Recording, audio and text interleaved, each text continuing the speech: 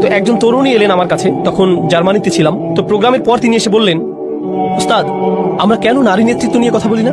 নারীদের নেতৃত্বে থাকা উচিত, তাদেরও নেতৃত্বের অধিকার আছে, আমরা কেন এটা নিয়ে আলোচনা করি না? আমি তাকে বললাম, তুমি আমার মেয়ের বয়সী, তাই আমি তোমার সাথে আমার মেয়ের মতো করেই কথা বলবো, ঠিক আছে? সে বলল, হ্যাঁ ঠিক আছে। তখন আমি বললাম, তুমি নিশ্চিত তো কোনো সমস্যা নেই? আমি কিন্তু নিজের মেয়েকে যেভাবে বলি সেভাবে বলবো। সে বলল, হ্যাঁ বলুন।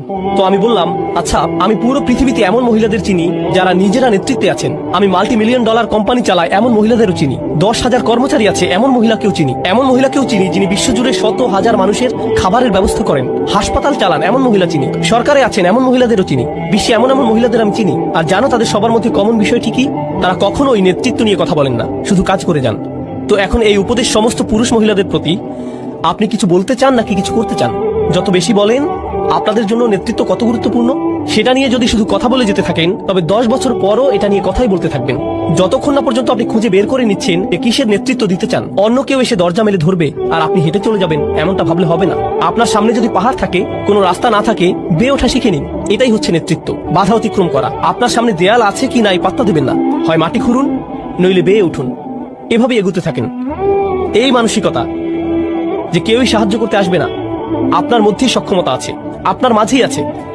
তো আমাদের শক্তিমত্তার নতুন মানসিকতা তৈরি হবে। আচ্ছা, এই যে হিকমার ধারণা নিয়ে বলছিলাম, আপনাদের বলেছিলাম যে হিকমা এসেছে হুকুম থেকে, অর্থ হলো চোয়াল, মনে আছে?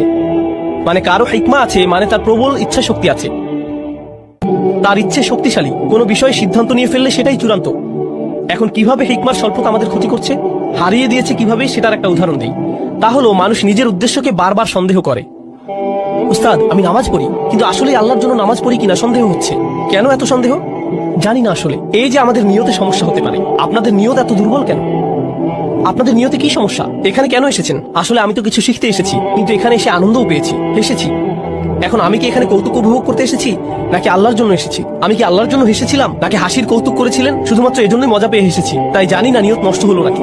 আরে ভাই চুপ, নিজেকে আর নির্যাতন করবেন না, ইচ্ছে শক্তিটা একটু বাড়ান। কি করছেন সেটা নিয়ে স্পষ্ট আছেন তো? একবার নিজের কাছে স্পষ্ট হলে বারবার সন্দেহ করা বাদ দিন। ইসলামে আমরা এভাবে ওসিডি ডেভেলপ করে ফেলেছি, সারাক্ষণ নিজের নিয়ত বিশুদ্ধ আছে কিনা তা নিয়ে সন্দেহ করি। তাছাড়া শুনে রাখুন, নিয়ত বিশুদ্ধ না হলে সেটা আপনি টের পাবেন, খুব ভালো করেই টের পাবেন। বারবার নিজেকে প্রশ্ন করতে হবে না, নিয়ত ঠিক আছে তো? এমন করা লাগবে না আপনার, নিজেই বুঝে যাবেন, বুঝতে পারবেন কোনো একটা সমস্যা হয়েছে। আপনি বুঝবেন যে মূল্যহীন জিনিসের পেছনে ছুটছেন, অন্যের বাহবা খুঁজছেন, মানুষের অ্যাটেনশন খুঁজে বেড়াচ্ছেন, মর্যাদার পেছনে ঘুরছেন, আপনি বুঝতে পারবেন।